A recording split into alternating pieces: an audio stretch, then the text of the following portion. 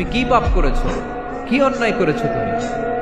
তুমি জানো না আমার রব কত মেহেরবান, তিনি কত দয়ালু, তিনি ভালোবাসার আধার, তিনি করুণার আধার।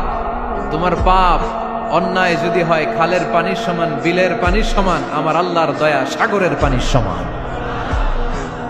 তোমার পাপ আর অন্যায় যদি হয় পাহাড়ের সমান, আমার আল্লাহর ভালোবাসার দয়া হচ্ছে আকাশের সমান।